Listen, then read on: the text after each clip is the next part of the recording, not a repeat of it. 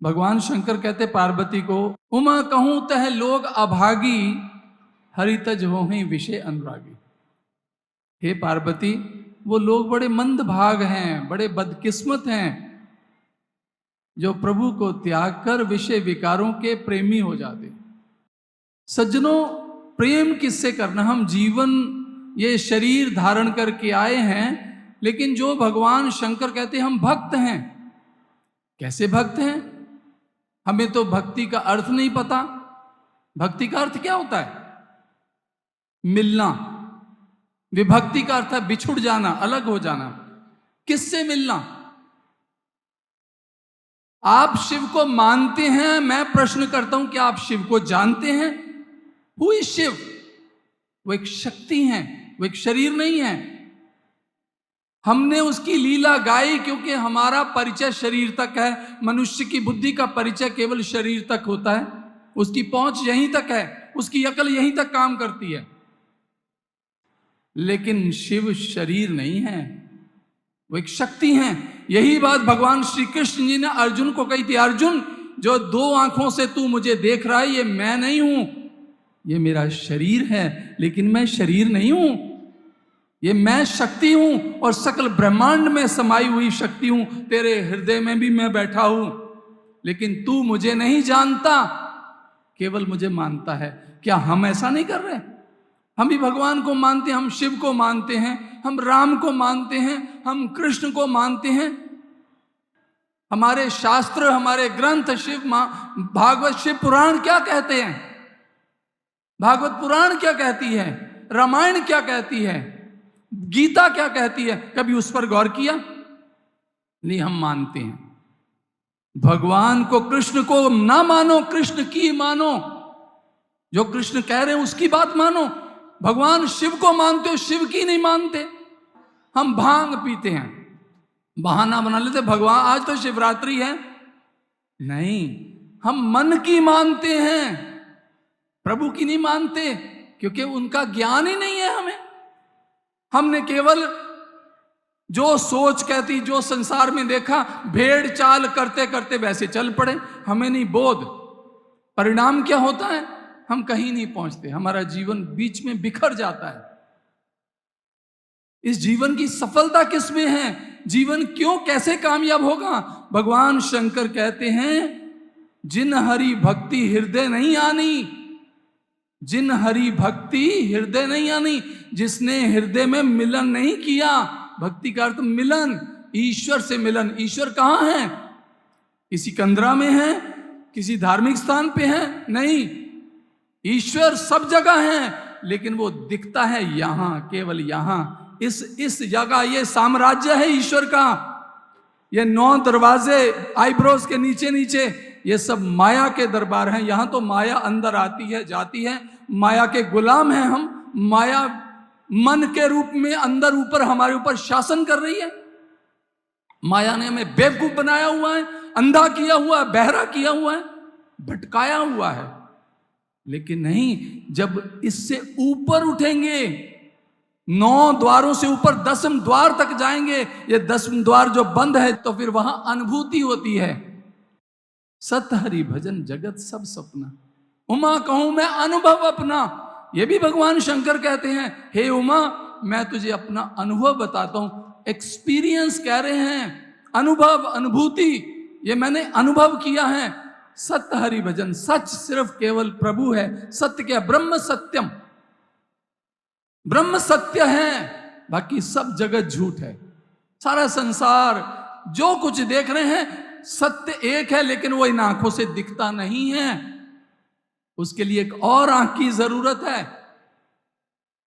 शास्त्र तो ये समझाने के लिए लिखे कि आप सुनो और समझो, लेकिन हमने सुना समझा नहीं। परिणाम क्या हुआ? हम करते बहुत कुछ है, अर्थ किसी चीज का नहीं पता। करते बहुत कुछ है, आरती भी गाते, जो ध्यावे फल पावे, दुख बिन से मन का, सुख संपत्ति घर आवे, कष्ट मिटे धन का, तुम हो एका गोचर सबके प्राणपति, किस विध मिलूं गोसाई तुमको। क्या अर्थ पता है इसका? अर्थ नहीं पता, केवल रट्टू तोते की तरह रटना है, परिणाम कुछ भी नहीं। हम जहां वो कोलू के बैल की तरह घूमते रहते हैं। मुझे अर्थ बताओ कि तुम हो एक अगोचर, क्या मतलब है? हे ईश्वर तुम अगोचर हो, इंद्रियों से परे हो। हे प्रभु तुम इंद्रियों से परे हो, और हम जुबान से गा रहे हैं और आंखों से तस्वीर को दर्शन कर रहे हैं। लेकिन वो तस्वीर क्या कहती है, कृष्ण क्या कहते हैं, उस पर भी तो गौर करो। भगवान शंकर क्या कहते हैं, उस पर भी तो गौर करो। हे ईश्वर तुम अगोचर, इंद्रियों से परे हो, सबके प्राणों को चलाने वाली शक्ति हो, सबके प्राणपति। किस विधि मिलूं गोसाई तुमको, मैं तुम्हें कैसे मिलूं? कहते कि नहीं, कहते हो ना? किस विधि मिलूं गोसाई तुमको, मैं कुमति, मुझ में अकल नहीं है, मुझ में समझ नहीं है, मुझ में इतनी समझ नहीं है, मैं कैसे मिलूं? अब प्रभु आप ही कोई रास्ता दिखाओ, आप ही कृपा करो। मैं जीव हूं, तू ब्रह्म है, मैं तेरा अंश हूं। बोल प्रार्थना तो ये करें, हमें रास्ता दिखाओ, लेकिन सारी जिंदगी ये इधर ही घूमते रहते, रास्ता तो मिलता ही नहीं। जब तक रास्ता नहीं मिलेगा तब तक समझ नहीं आएगी।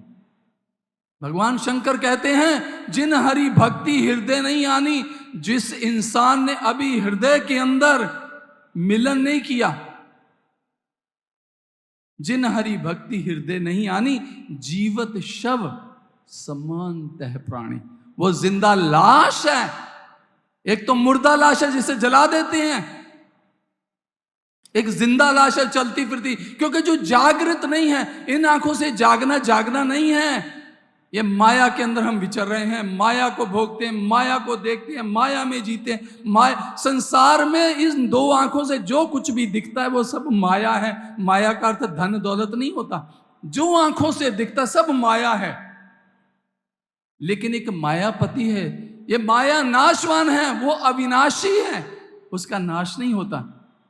उसी शक्ति से हमारा शरीर गरम और नरम है, गरम भी है और नरम भी है। आंखें देख रही हैं, जुबान चल रही है, शरीर गरम है, चल रहे हैं, सुन रहे हैं। लेकिन जिस दिन वो फ्यूज उड़ गया ना अंदर से, तो घर वाले जला देंगे, जाकर जला देंगे। सांस छूटते सब रिश्ते छूट जाएंगे। सांस चल रहे ना तब तक, पर सांस कौन चला रहा है भाई, ये कभी विचार किया? ये वो शक्ति, वो करंट, वो एनर्जी है, वो ईश्वर है, वो आत्मा है। जब तक अंदर है तो आंखें देख रही, आंखें नहीं देख रही, आंखों के द्वारा कोई देख रहा है। जब वो निकल जाता तो फिर ये आंखें देखती नहीं है। अब मुर्दे के अंदर से ये आंखें निकाल के किसी में डाल दी जाए तो देखने लगती है, लेकिन उस शरीर में नहीं देखती, क्योंकि उस शरीर का फ्यूज उड़ गया, वो निकल गई, शक्ति निकल गई। उस शक्ति को जानने की जरूरत है। अगर नहीं जाना तो कोई लाभ नहीं है, कोई लाभ नहीं है। हमने धर्म को बार बार पर ये कांड, कर्म कांड में रखा हुआ है। धर्म क्या है? धर्म की परिभाषा क्या है? Religion is a realisation of God, nothing else. इसके अलावा और कुछ नहीं। ईश्वर की अनुभूति है, अनुभूति धर्म है, रियलाइजेशन है। हमने सुन लिया, सुन के समझा नहीं। एक बार एक व्यक्ति कहीं सज्जनों के अंदर बैठा था, अचानक उसका दोस्त आया, उसको कहता, जेंटलमैन बड़ा अफसोस हुआ, तेरी पत्नी विधवा हो गई है। मैं अभी अभी उसे सफेद कपड़ों में देखा है, तेरी पत्नी विधवा हो गई। और वो रोने लगा, मर गया, लुट गया, मेरी पत्नी विधवा हो गई, मेरी पत्नी विधवा हो गई। एक सज्जन समझदार पास खड़ा था, कहता, पागल हो गया, तू जिंदा है, वो विधवा कैसे हो सकती है? कहता, हाँ बात तो सही है तेरी, बात तो सही है। लेकिन फिर रोने लगा, कहता, मेरा दोस्त झूठ नहीं बोल सकता, वो विधवा हो गई हो गई। इसका मतलब उसने सुना समझा नहीं। ऐसे हमारा भी हाल है। हम कथाएं सुनते, राम कथा सुन ली, गरुड़ पुराण, कोई मर गया तो क्या उसके घर में गरुड़ पुराण का पाठ रख दिया, हमने कहा जी पाठ, एक फॉर्मेलिटी कर दी, औपचारिकता कर दी। लेकिन उसके बीच में क्या है, उसका मतलब क्या है?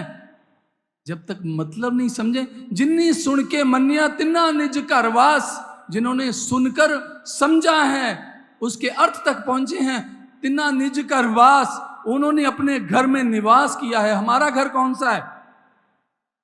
महापुरुष हमसे 5 प्रश्न करते, 5, क्या 5 में से किसी एक का जवाब हमारे पास है? उनके 5 प्रश्न क्या? तुम हो कौन? तुम कौन हो भाई? क्या तुम्हें अपना पता तुम हो कौन? हम अपना शरीर बता देंगे, क्योंकि हमारे पास परिचय शरीर का है।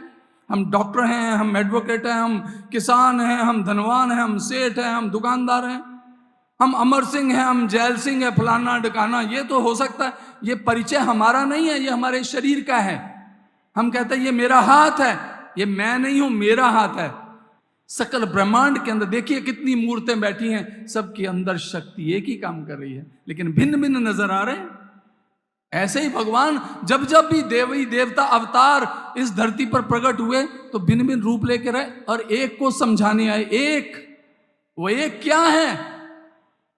वो ईश्वर है, वो शक्ति है जिसने हमें सबको गरम और नरम रखा है। वो जो हमारे अंदर धड़क रहा है, जिसने हमारा हार्ट धड़क रहा, हार्ट बीट हो रही है, हमारी धमनियों में खून बह रहा है, जिंदगी भर तक ये सारा सिस्टम अंदर का चल रहा, कौन चला रहा है?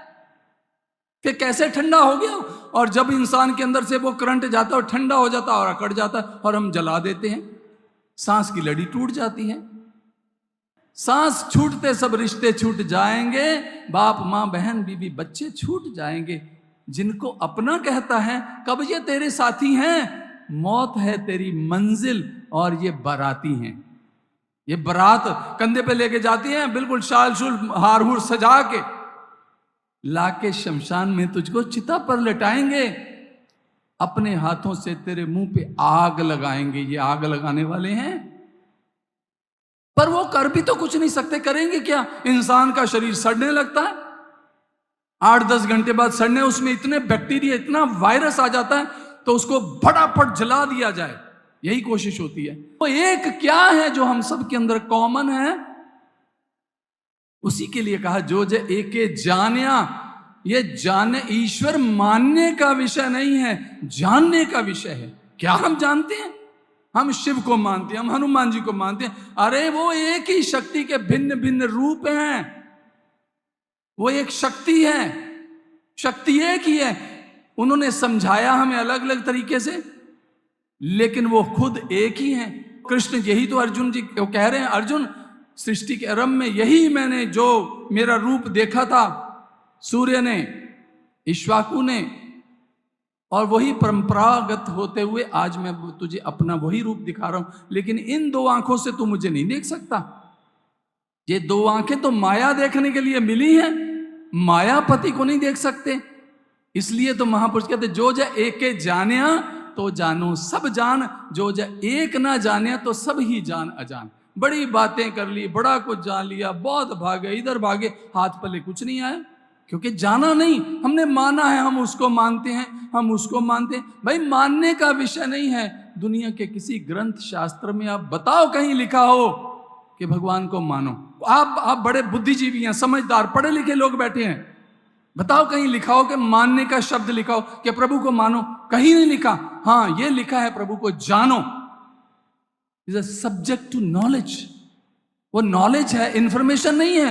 हम सूचनाओं को लेके भागते दौड़ते रहते, कोई पाठ पढ़ लिया, कोई माला फेर ली, पता कुछ नहीं है, ज्ञान ध्यान कुछ नहीं है। तभी समाज का ये हाल है, तभी सनातन धर्म का बेड़ा गर्क कर दिया ऐसे लोगों ने। जिनको खुद पता नहीं था वो किसी को क्या बताएंगे। सनातन धर्म बहुत प्रैक्टिकल है, साइंटिफिक है, चैलेंज है। कोई दुनिया की कोई शक्ति इसको चैलेंज नहीं कर सकती। ऐसा है ये रिलीजन, क्योंकि एक ही तो रिलीजन है, सनातन है, वो पुरातन है, वो कभी नहीं बदलता, नेवर एवर चेंज। लेकिन उसको जानने की जरूरत है, मानने की नहीं। ये भगवान का शब्द ले जाओ, ये मंत्र ले जाओ, रटते रहो, नहीं। भगवान का जो नाम है वो रट्टू तोते थोड़ी बनाता है। हम तो रट्टू तोते बन गए। नहीं, महापुरुष कहते कर से माला ना फेरूं, जीभ ना वरण उचारो रे। जीभ से वरण कोई शब्द नहीं उच्चारण करता। अखंड पाठ होत घट माही। मेरे घट के अंदर अखंड, जो खंडित नहीं हो सकता, अखंड पाठ होत घट माही, ताकि ओर निहारो रे। उधर ध्यान दो, पर ध्यान तो कहीं और ही है। हम तो एक्सट्रोवर्ड हैं, होना इंट्रोवर्ड है, जाना अंदर है। ईश्वर का स्थान तो यही है। तेरे पूजन को भगवान बना मन मंदिर आलीशान। ये है, यहां खुद बैठा है। हृदय प्रदेश में, लेकिन हम ढूंढ रहे हैं, हम बहुत कुछ करते हैं, बड़ा वो अहंकार पैदा कर लेते हैं अपने अंदर। मैंने लंगर लगा दिए, मैंने धर्मशाला बना दिया, मैंने छत्र चढ़ा दिए, क्या नाम? अहंकार के अलावा कुछ मिला तो नहीं, भगवान तो नहीं मिला ना। कबीर बड़ा सुंदर कहते हैं, दुनिया देखो मस्त दीवानी, भक्ति भाव न बूझे जी। इनको भक्ति और भक्ति की भावना का नहीं पता, ये ऐसे ही दीवानी बनी हुई है। दुनिया देखो मस्त दीवानी, भक्ति भाव न बूझे जी। कोई आवे तो बेटा मांगे, मांगना है, वी आर बैगर, हम मांगते हैं, मांगना है। कोई आवे तो बेटा मांगे, भेंट रुपया लीजिए जी, रुपया चढ़ा के बेटे की मांग कर लो, ये प्रार्थना कर दो, ये भक्ति है हमारी। कोई आवे तो दौलत मांगे, मेरे साइयां दीजिए जी। कोई आवे तो दुख का मारा, हम पर कृपा कीजिए जी। कोई रचावे ब्याह सगाइयां, किसी के बेटे बेटे की शादी नहीं होती, वो भी आके मन्नत मानता, मैं ऐसे कर दूंगा, मैं तो दर्शन करने आऊंगा। अरे हम, वही तो हमें दे रहा है, हम उसको कितना प्रलोभन देते हैं, हम ही भ्रष्टाचार उसके पास जाके कर रहे हैं, पैदा कर रहे हैं। भगवान को बेवकूफ बना रहे हो, क्या वो बेवकूफ बनेगा? बेवकूफ हम हैं, क्योंकि हमारे पास डायरेक्शन नहीं है, हमारे पास दिशा नहीं है, इसलिए हमारी दशा भी ठीक नहीं। कोई रचावे ब्याह सगाइयां, संत गोसैया रीजे जी। तो कबीर अब बड़े अफसोस से कहते, सच्चे का कोई ग्राहक नहीं। सच नहीं मांगा, किसी को सच नहीं चाहिए, किसी को भगवान नहीं चाहिए। भगवान जी आप बैठो अपने घर में, बस अपना काम पूरा कर दो, बस आपका हम आपको मानेंगे। ये थोड़ी कोई बात होती है। भगवान मूर्ख थोड़ी अंदर ही बैठा है, सारी सृष्टि सकल ब्रह्मांड को चला रहा है। क्या हमारी चुस्तियां चलाकियां वो नहीं समझता, हमारे छल कपट वो नहीं समझता? उसको सब पता है, ये कैसे बड़ा पॉलिश्ड बन के आता है, बड़ी अच्छे से करता है। वो हमारे अंदर हमसे ज्यादा वो हमें जानता है। उतना हम नहीं अपने आप को जानते जितना वो हमें जानता है। लेकिन उसको हम नहीं धोखा। वो कहता है सच्चे का कोई ग्राहक नहीं, झूठे जगतपति जय जी। कहे कबीर सुनो भाई साधो, इन अंधों को क्या दीजिए जी। ये संसार तो अंधा है, इनको पता ही नहीं मांगना क्या है, ये क्या मांगते हैं। कोई देखा भगवान के मंदिर में आके कोई रो रहा है, प्रभु तू मिला नहीं। विवेकानंद रोया था, यस। 19 साल का लड़का नरेंद्र एक दिन उपनिषद पढ़े, उपनिषद के अंदर एक ही लाइन पढ़ी उसने कि जिस वक्त श्रोत्रिय ब्रह्मनिष्ठ महापुरुष मिलता है तत्क्षण ईश्वर के दर्शन करा देता है, वो चाहे इंसान कैसा भी क्यों ना हो। यही बात भगवान कृष्ण गीता में भी कहते हैं, अपि चेत से पापे भयो सर्वे भयो पापे कृत्य सर्व ज्ञान प्लेवने रंजना संतरिष्यसि। कि कोई पापियों से पापी भी क्यों ना हो, भगवान कृष्ण कहते मेरे ज्ञान की नौका में बैठकर वो सब पापों को पार कर जाते। वो प्रभु दयालु है, दया करता है। और नरेंद्र इसी चीज की खोज में निकल पड़े। उनको समझ आ गया कि कोई श्रोत्रिय ब्रह्मनिष्ठ जो श्रुतियों को जानता है, जो वेद के ज्ञान को, वेद कोई किताब का नाम नहीं, वेद विद धातु से निकला, जिसे जानना, वो प्रोसेस क्या है कि जैसे ईश्वर को जाना जाए। What is the method? We do not know the real method of worship designed by the Lord. By following the wrong path we make a load of sin then heavier। किसी महापुरुष ने बहुत सुंदर कहा, हम वो मेथड नहीं जानते ईश्वर से मिलन कैसे होता है।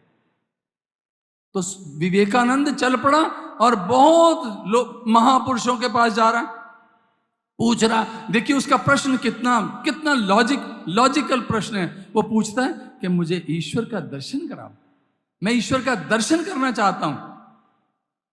लेकिन नहीं, ईश्वर दर्शन की बात नहीं, ईश्वर के बारे में चर्चा तो कोई कर सकता है, लेकिन ईश्वर का इस जानने का कोई ज्ञान मेथड नहीं है। लेकिन विवेकानंद जी जब जाते हैं तो उसको नहीं मिलता तो वो बहुत निराश हो जाता।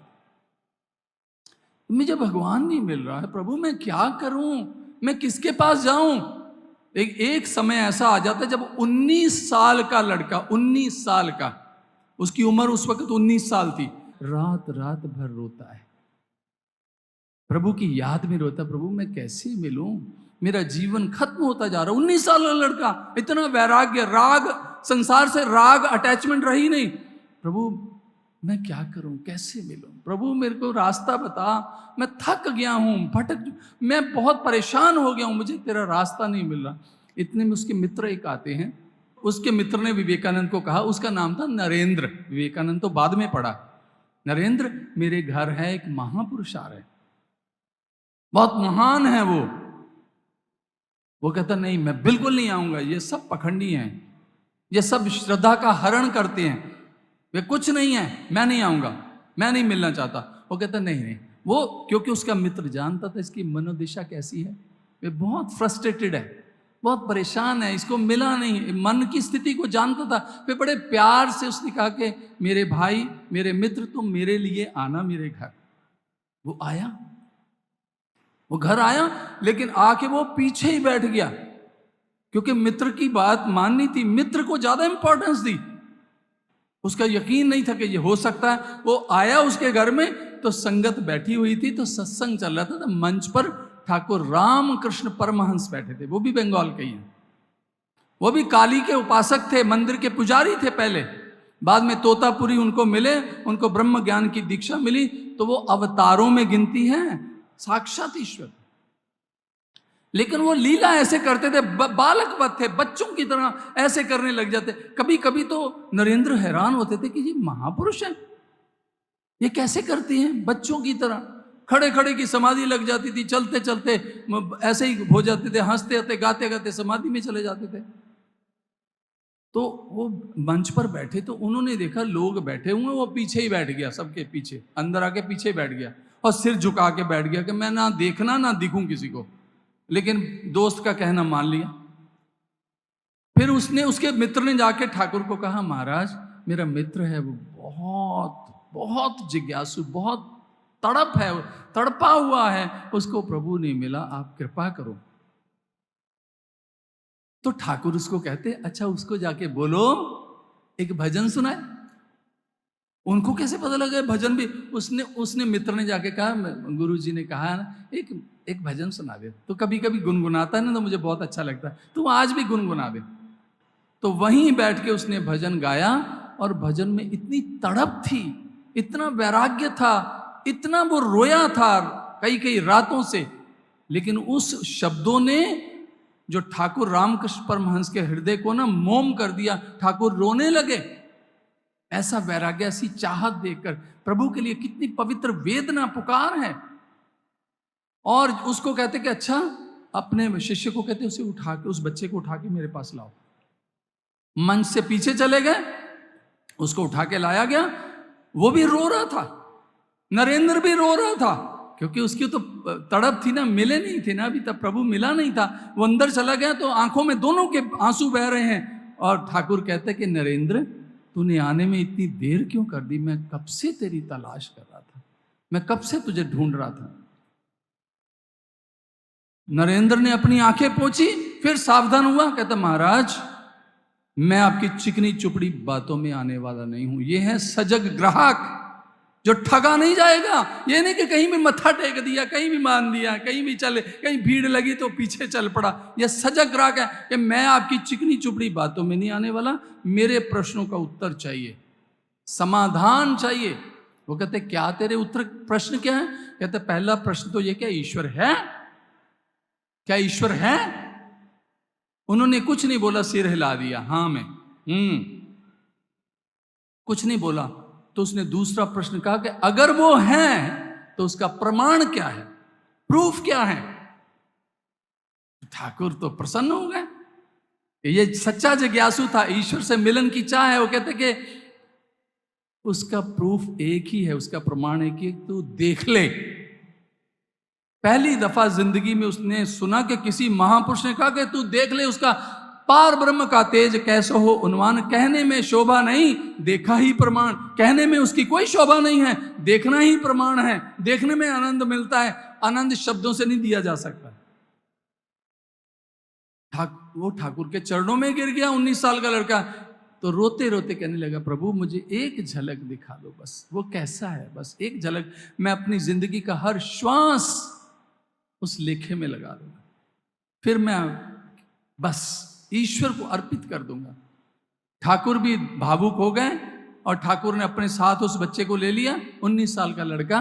और जिस वक्त उसे दीक्षा दी, शिक्षा, ये शिक्षा है जो हम चर्चा कर रहे हैं, हरी चर्चा कर रहे हैं, ये शिक्षा है। ये अभी भूल जाएगी, गेट से बाहर जाओगे भूल जाएगी, घर जब पहुंचोगे भूल जाओगी, कल आओगे तो कल तक सारी भूल जाएगी।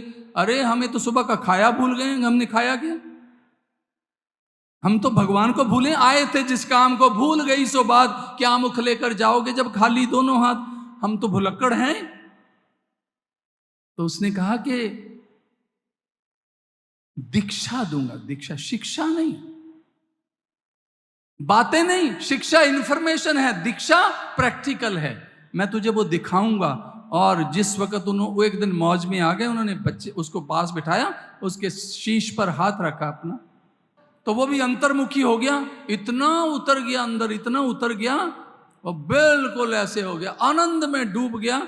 और ऐसा डूबा 2 घंटे, 4 घंटे, 10 घंटे, 20 घंटे, एक रात, पूरा दिन रात, 3 दिन 3 रात बीत गए। 72 घंटे बाद ठाकुर ने कहा, अरे ये तो समाधि में चला गया, ये तो वापस निकलेगा ही नहीं। तो ठाकुर ने अपनी दिव्य शक्ति से, सिद्ध शक्ति से उसके अंदर के नजारे सारे बंद किए। उसी वक्त वो तड़प उठा, प्रभु हे ठाकुर मुझे बाहर मत निकालो, मुझे डूब जाने दो, मैं जन्मों का प्यासा हूं, मुझे इस आनंद से बाहर मत निकालो। ठाकुर ने कहा, अरे तू तो परमार्थी है, तू इतना स्वार्थी थोड़ी हो सकता है, खुद ही आनंद लेना चाहता है। तुझे इसलिए आनंद दिया कि वो ऐसा होता है, जा दुनिया को जाके बता, संसार को समझा, जाके जगा, सब सोए हुए हैं, सब बेहोश हैं, किसी को होश नहीं है। धर्म के मामले में सब अंधे हैं, कहे कबीर सब जगह अंधा, कोई न कहे घट की संधा, बाहर मुख भर में सारे, अंतर जगत की सार न जाने। किसी को अंदर का ज्ञान नहीं है, बाहर का ज्ञान, बुद्धि का ज्ञान, इधर से सुन ली, इधर से सुन ली। कूड़ा बहुत भरा हुआ है इस सुपर कंप्यूटर के अंदर, इस चिप के अंदर दुनिया भर के विचारों का अंदर काफी ट्रैफिक जैम है, वही अहंकार बन के पे कूकता है। तो उनको जब ज्ञान दिया तो फिर उसको समझ आ गया, अब मुझे गुरु आज्ञा में जीना है। तो आप सज्जनों, आप खुद समझो कि उस 19 साल के लड़के को जब दीक्षा मिली, उसके बाद उसके अंदर इतनी बल, आत्मबल आ गया, 39 पूरी हो चुकी थी, फिर वो इस दुनिया से चला गया। लेकिन इन 20 सालों में दुनिया को हिला के रख दिया, दुनिया को हिला के रख दिया, चाहे विदेश है, अमेरिका है, यूरोप है, हिंदुस्तान है। आज भी कलकत्ता में जाइए, बेलूर मठ, वहां स्वामी विवेकानंद जी का एक कक्ष बना हुआ है, उनकी वो कहाँ साधना करते थे, कैसे सारी व्यवस्था देखी। वो अमर हो गया, वो साधारण सा बच्चा अमर हो गया। वो शक्ति ऐसी थी, इसलिए ठाकुर का महानता थी कि उसने उसके अंदर से उसको जगा दिया, झकझोर दिया, जगा दिया, उसके अंदर महामानव जगा दिया। और वो ऐसे कर बैठा, दुनिया को जगा दिया उसने 20 साल के अंदर, जब तक जिया कमाल कर दिया उसने। आज भी आप विवेकानंद का साहित्य पढ़ो ना, तो आपकी आंखें खुली की खुली रह जाएंगी। क्या फिलॉसफी है, क्या गहराई है, कैसी कमाल की साइंस है वो। एक दिया जलता है ना, 20 बुझे हुए दियों को जला देता है। एक बुझा हुआ दिया खुद ही नहीं जल पाता, किसी को क्या जलाएगा। एक व्यक्ति जब जाग जाता है, अनंत, एक विवेकानंद जागा था, दुनिया के अंदर जय जयकार कर दी थी। जब एक बच्चा धार्मिक स्थान पे जाता तो मुझे बड़ी खुशी होती है, जब एक बुजुर्ग धार्मिक स्थान पे जाता तो मुझे बड़ा दुख होता है। यूरोप में कहा था तो लोगों ने बड़े कंफ्यूज हो गए, स्वामी जी क्या कहना चाहते, समझ नहीं आई। वो कहते जब एक बच्चा धार्मिक स्थान पे जाता है ना, मुझे खुशी होती है। क्यों खुशी? खुशी इसलिए होती कि बच्चे के अंदर क्यूरियोसिटी बहुत होती, जिज्ञासा बहुत होती है। बच्चा प्रश्न बहुत पूछता है, प्रश्न पूछता है, माँ आपने घंटा क्यों बजाया, इसका क्या मतलब है? क्या भगवान को हाजिरी लगाई? भाई जाग जा, भाई हम आ गए हाजिरी लगा ले। भाई इतनी लाइटें जल रही है, दीपक क्यों, जोत क्यों जलाई है? विष्णु के 4 हाथ क्यों हैं? मैंने तो आज तक 4 हाथ किसी के नहीं देखे। लेकिन माँ बेचारी को खुद नहीं पता होता, वो एक थप्पड़ मारती, हट ऐसे नहीं बोलते, पाप लगेगा, चल मत्था टेक। वो बेचारा मत्था ही टेकता रहता, बचपन से लेके वो बुढ़ा हो जाता मत्था ही टेकता रहता, उसे समझ ही नहीं आती। आरंभ होगा तो अंत होगा। आरंभ तो देखने से होता है। आरंभ, एक बार बंदर किसी बाग में चले गए, आम खा लिए तो वह माली ने डंडे मारे, बंदरों को डंडे मारे तो बंदरों ने एक मीटिंग की, भाई यार हमारे साथ आज बुरा बहुत हुआ, हम अपना बाग लगा लेंगे, अब जाएंगे नहीं। उन्होंने बाग आम की गुठलियां इकट्ठी की, तो एक जमीन को साफ सुथरा किया, तो उसमें ना खोद खोद के मिट्टी आम की गुठलियां बो दी। दूसरे दिन सोचने लगे अच्छा चलो देख के आते आम लगे कि नहीं। जब देखा वहां कुछ भी नहीं था, फिर देखा अरे गुठलियां कोई निकाल के फिर खोद के फिर देखा नहीं गुठलियां हैं, फिर दबा दो। वो रोज ही करते रहे कि आम लगेंगे। बीज बोने के बीज से लेके वृक्ष तक जो तपस्या है वो एक किसान, क्योंकि फल तो बाद में मिलते हैं ना, वो एक साधक करता है साधना के द्वारा। जिस वक्त पता लग जाता है मुझे चलना कहां, फिर वो चलता है, चरे वेती चलता चल। किधर चलना है? अंदर चलना है। इस आज्ञा चक्र से सहस्त्र दल कमल तक चलना है।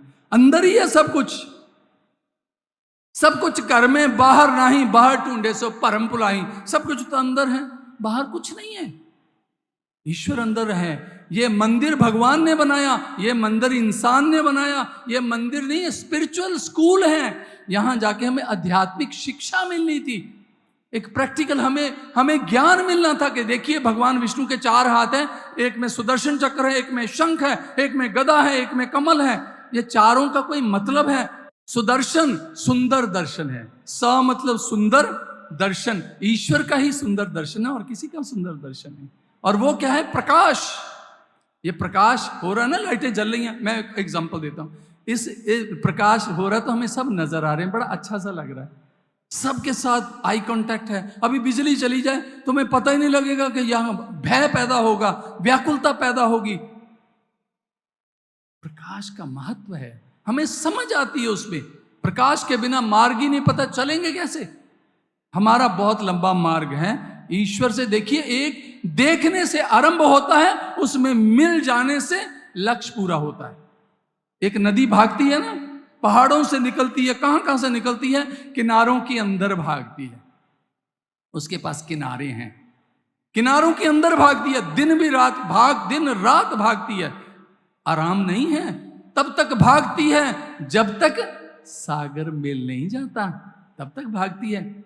अगर किनारे ना हो तो खो जाएगी, मारुस्थल में खो जाएगी, बाढ़ का रूप ले लेगी, विध्वंस करेगी।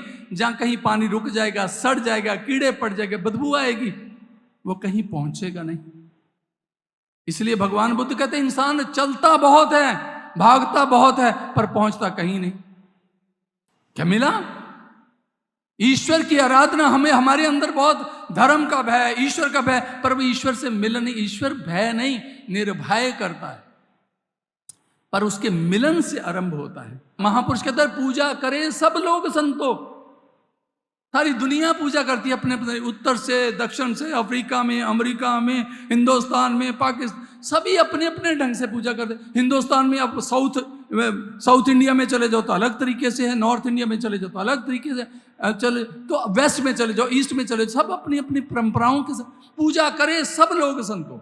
आस्था तो है, डायरेक्शन नहीं है, वो वास्तविक ज्ञान नहीं है। मुझे ये बताओ, सूरज की रोशनी इस संसार को प्रकाशमान करती है। एक अंधा आदमी कहे सूरज की रोशनी होती है, जी बहुत बढ़िया, इससे सब कुछ पता लगता है। दूसरा अंधा आदमी कहे नहीं, सूरज तो होता ही नहीं है, बेकार की बात है, क्योंकि उसे दिख नहीं रहा। अब दोनों ही गलत है। यहां परमात्मा को मानने वाला भी, परमात्मा को ना मानने वाला भी, क्योंकि परमात्मा मानने का विषय नहीं है। सूरज अंधेपन का विषय नहीं, सूरज आंख का विषय। जिसकी आंख होगी वो अपने आप सूरज देख ले, उसको समझाने की जरूरत नहीं है।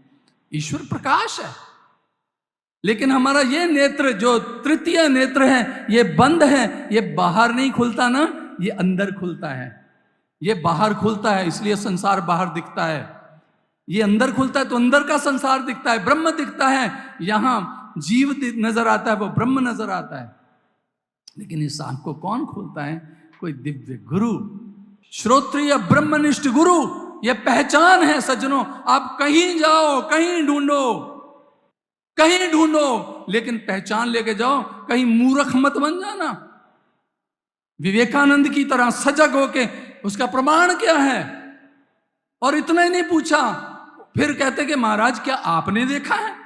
कमाल की बात है। वो तो दिव्य शक्ति थी, दिव्य आत्मा ही थी। क्या आपने देखा? वो कहते हाँ मैंने देखा है, अब भी देख रहा हूं, तेरे नजदीक देख रहा हूं, तेरे से भी नजदीक देख रहा हूं, मैं तुम्हें दिखा भी सकता हूं।